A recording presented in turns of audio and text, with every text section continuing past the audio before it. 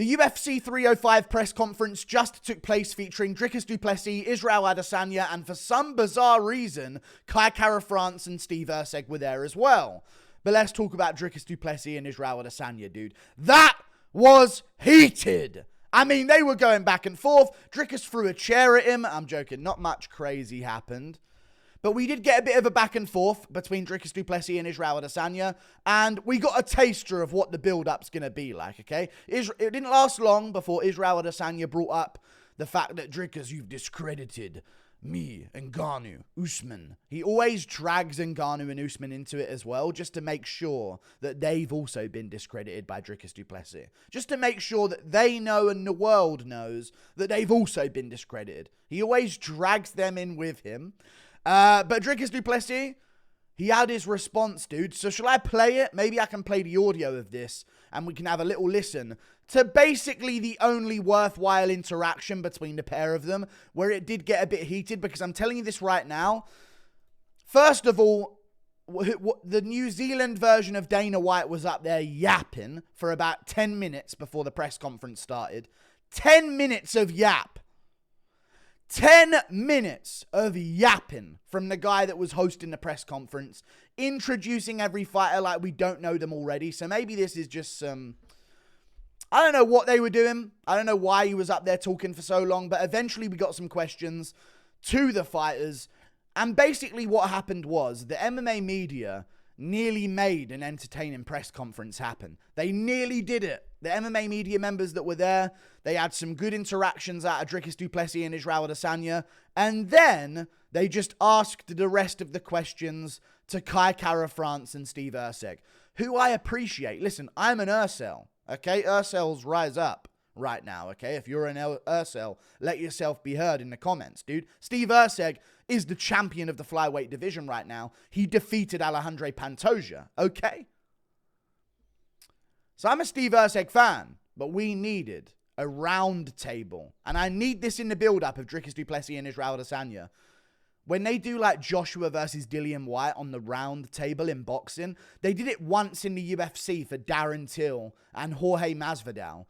We need that same type of round table face-off type of thing. So we can actually have some hype behind this where these two are going to get to say what needs to be said in the build-up, okay? Because I'm going to let it play right now. This was the first sort of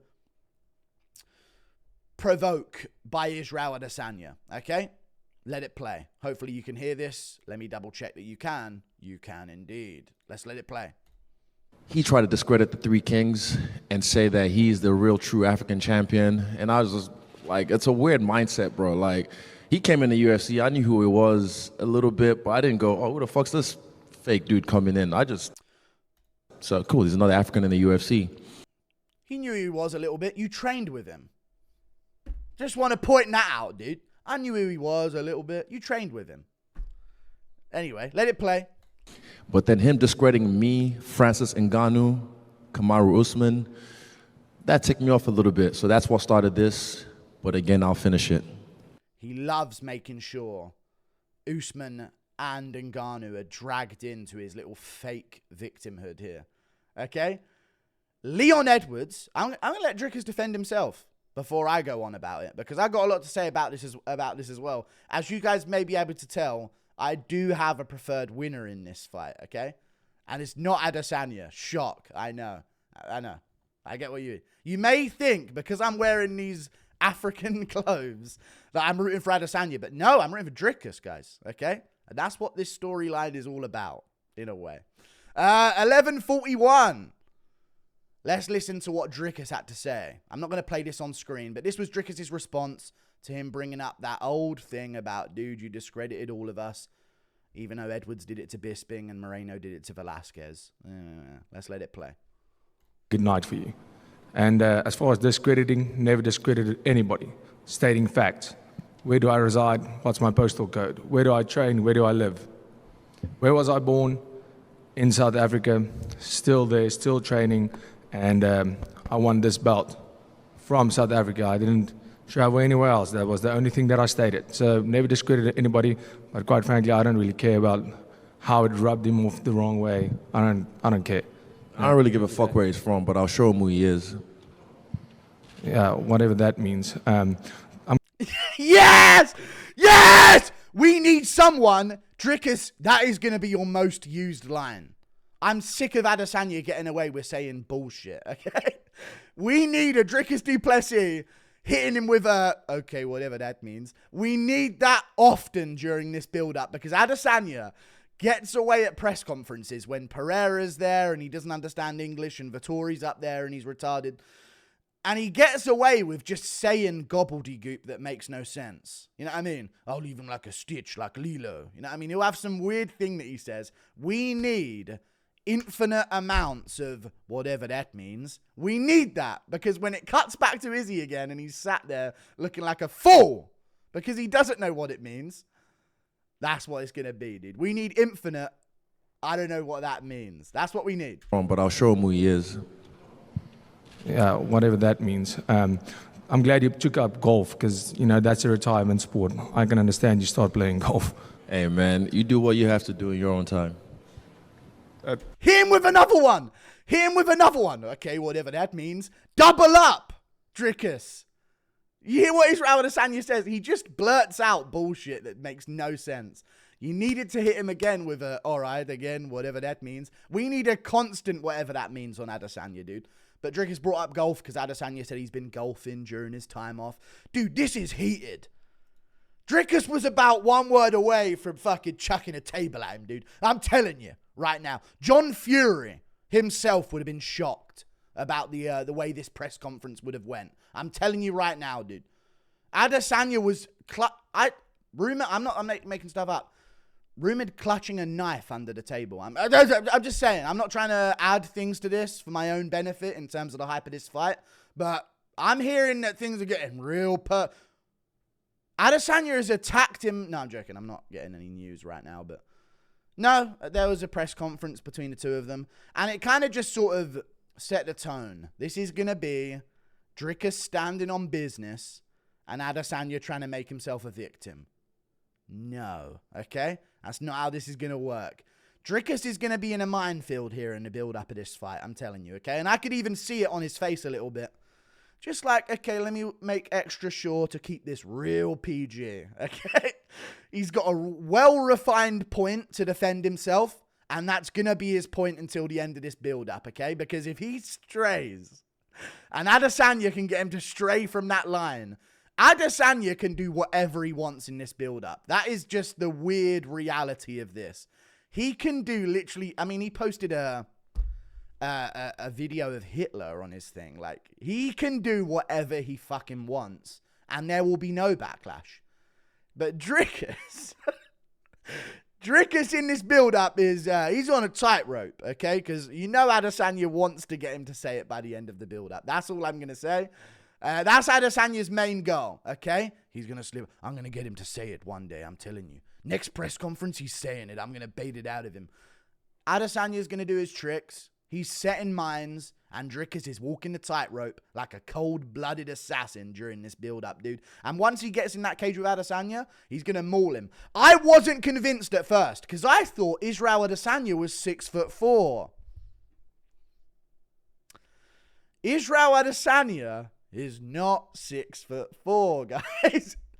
He's barely taller than Dricus. And Dricus is a big dude. Dricus is not... People say, when I stood next to him, people were like, dude, Dricus 6 foot.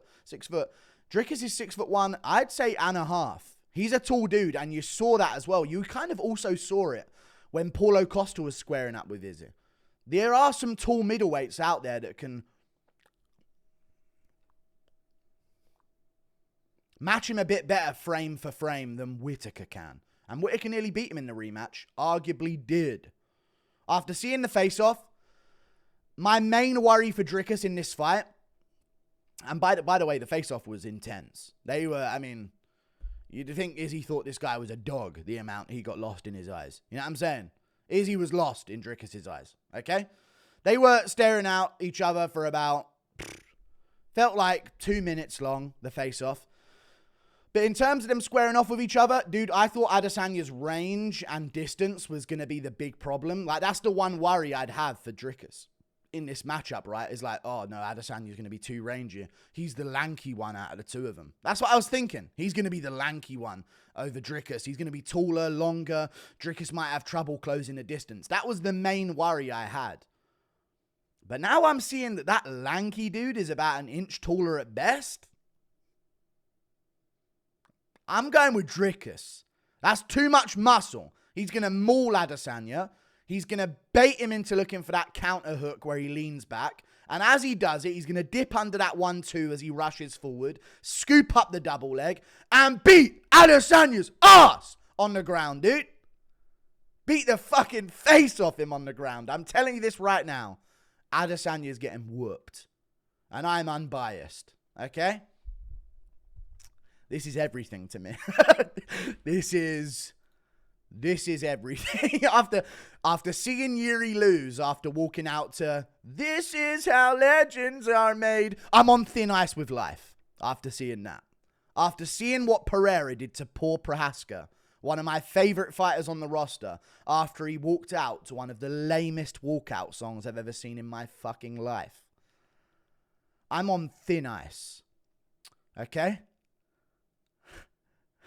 I need Dricus to... I need this. I need this for happiness. I will tell my kids about this someday. I know it's sad to say that because, you know, you want to tell your kids about your own accomplishments. But I will look back someday and tell my grandkids, you guys should have seen it. You know what I mean? Adesanya dead on the canvas. You should have been there, guys. I might go there live for this one, dude. I'm that confident now. I was a little worried at first, and I was like, dude, it's kind of a who knows who wins type of fight. I'm leaning Dricus. He's been active. He's improving. He's the younger fighter. He's had less miles on him. You know, he can back people up. He can grapple. That's going to be an advantage. I think he's got the power difference. But now I'm thinking, dude, Adesanya's range and length may not be the problem I thought it was going to be. This dude got mogged at the face-off, and Dricus is going to ragdoll him. And I would mog Adesanya as well. That's a big takeaway I took from this. And I don't know, dude. I need to get a picture with Pereira. Let's find out. See you later, guys. Like and subscribe. Thank you for watching. Thought I'd give a little breakdown of the press conference. What else happened? Adesanya said something to him. I don't know what he said, though, so I guess we'll find out in due time. He said something. And they had a little eye contact moment in the build-up. They seem like they're, like, fun about it, though. Even though they're... Obviously, even though Adesanya seems to have real heat behind what he's saying and real emotion, I caught him a couple of times glancing at each other, sort of having a little, yeah, you know it's on now. This is real now. So they're having fun with how much is on the line here. You know what I'm saying? Looking forward to it. Thank you for watching. And hey, after Dricus gets done with Adesanya, dude, he's going to defend his belt on home soil in Africa. Hey, after Adesanya's done in his hometown of Australia. It's not hometown, Australia. Listen, after Dricus Du Plessis is done in enemy territory, okay, the belt's coming back home to Africa, dude. And he's going to defend it on home soil. Strickland, Whitaker, whatever the rematch may be. Fuck him, Avov. Like and subscribe. Thank you for watching. Toodle Pip. I'll see you later. Goodbye. Yeah. A little bit of a boring one. I was expecting more. But the media members, they do what they do and they make sure there is no fun had. Because they don't ask any questions to Dricus. They would ask Adesanya a question. I'm genuinely serious. I know it's hard to take me serious right now. But they would ask Adesanya a question. And then they would literally... He would say something about Dricus. And then they would go, okay, now Cara France... Now Urseg, now Cara France, now Urseg, now Dricus. So that like whatever Adesanya has said has like lost all the heat that could have been built from it if you would have just gone straight to Dricus. If a fighter mentions their opponent in their answer, your next question should be for their opponent. Don't ask Adesanya about Dricus. He speaks about him. And then you go, all right, time Cara France to ramble on about how he's happy to be here. Fucking think. Honestly, dude. The fucking media members, no matter where you go in the world, they share the same amount of chromosomes. It is insane. See you later. Goodbye. Like and subscribe. Yo, Massey Bose. He's going to get it done, dude. He's going to whoop him. See you later.